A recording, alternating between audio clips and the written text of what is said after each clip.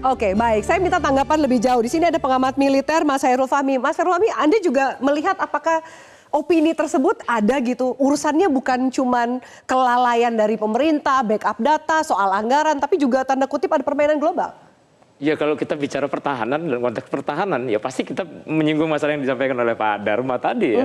Jadi memang kesannya itu apa namanya kayak nggak mungkin ya, tapi ya kalau kita mau sedikit merenung ya memang ya itu sangat mungkin ya. Kenapa misalnya kalau dari segi pertahanan semua kita berpikir dari apa yang kemungkinan terburuk ya, kemungkinan terburuk itu yang kita listing dulu. Yeah. Jadi kalau dikatakan di Komisi 1 kemarin muncul kalimat yang menyebutkan kebodohan gitu. Itu saya kira ya itu sangat wajar muncul gitu ya, karena kemungkinan terburuk itu kan pasti nggak ada yang ini nggak ada yang aman gitu ya, nggak ada yang aman, semua nggak aman.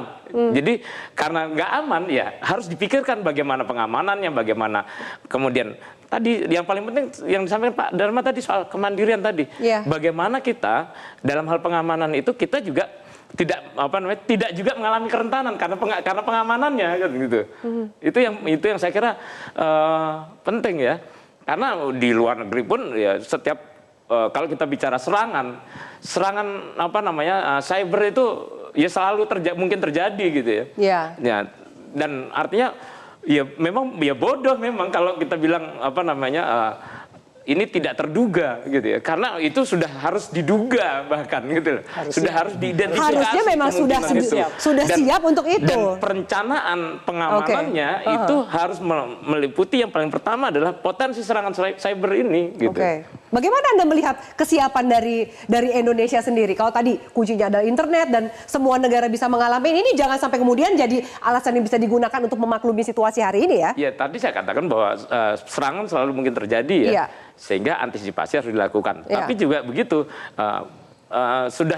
sudah diantisipasi pun masih mungkin memang diserang karena berbagai hal kan, termasuk tadi yang agenda global tadi ya. Tapi ya serangan itu memang sangat mungkin, dan yang paling penting adalah bagaimana setiap kali terjadi upaya ya percobaan serangan, kemudian itu ada evaluasi yang terus menerus. Memperkuat sistem pertahanan dan keamanannya gitu. Evaluasi serangan, evaluasi. Karena makanya dalam hal pengamanan cyber ini ada persyaratan juga untuk selalu menguji. Untuk ketahanan itu keamanan cyber ini selalu diuji, itu harus diuji terus. Katakan nggak ada yang nyerang, diserang sendiri supaya ini supaya ketahuan nih celahnya di mana gitu. Celahnya di mana, masih kuat atau enggak gitu loh.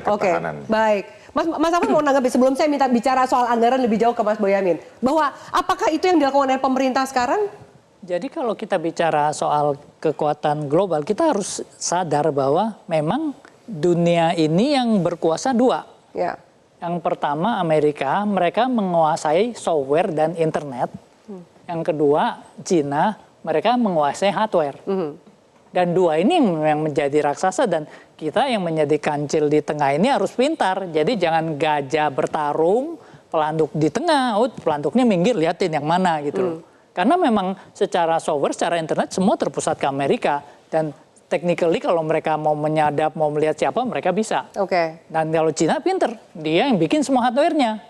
Lalu technically kalau mereka mau melakukan sesuatu ke hardware di chip yang sedemikian banyak itu, mereka bisa. Memang kita harus waspada. Anda setuju nggak kalau kemudian statement dari Kominfo mengatakan bahwa ini ya bukan kelalaian, tapi pelakunya saja, hackernya kalibernya tinggi?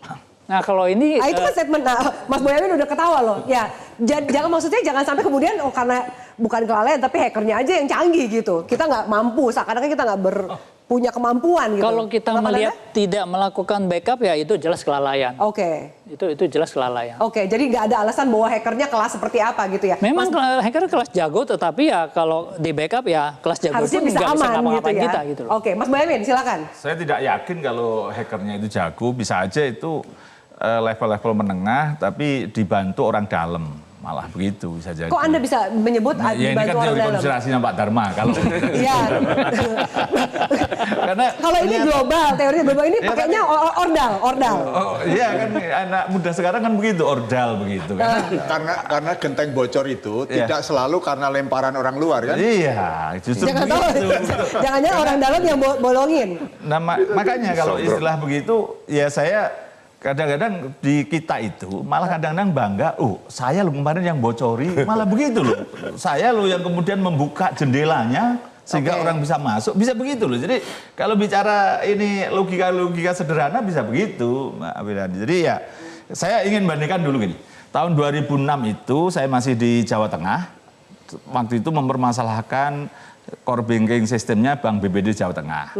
Waktu itu anggarannya 42 miliar, saya protes kenapa sebesar itu. Akhirnya tender 36 miliar dimenangkan oleh Sigma sebelum diambil alih oleh Telkom. Gitu kan.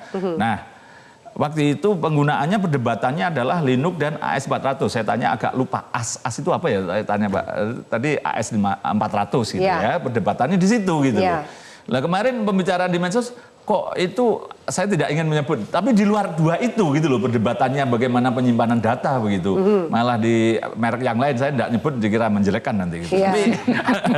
Tapi termasuk pakai bawaan dari merek tersebut gitu yang gratisan nggak pakai anggaran. Linux dan AS400 gitu loh yang dipakai bank, dan bank pun sekarang mengembangkan sistem fraud detection system. Jadi kalau pegawainya mau fraud mau dari dalam bisa ketahuan gitu, terdeteksi. Justru bank rata-rata melakukan itu dan baik. Nah, kemarin kebobolan itu di BSI karena baru merger, kemudian sistemnya agak terus bisa kebobolan sampai seminggu gitu.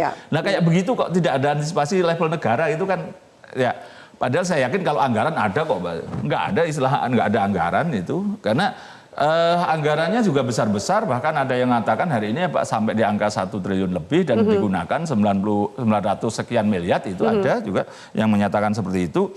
Nah persoalannya sederhana, pengadaannya seperti apa? Karena belajar dari BTS itu kan bagaimana itu di awal tender sudah diatur, bagaimana HPS-nya dibuat tinggi, tendernya dibuat monopoli, pelaksanaannya juga jelek, pertanggungjawaban jelek, itu kan kelihatan di situ dan bisa jadi Bu, saya belum bisa mengatakan punya data loh ya, tapi potensi ke sana juga ada di sini. Ke sana berarti itu kambing hitamnya, siapapun yang menang tender itu akan jadi kambing hitam dari persoalan ini menurut Anda? Perencanaan juga dong.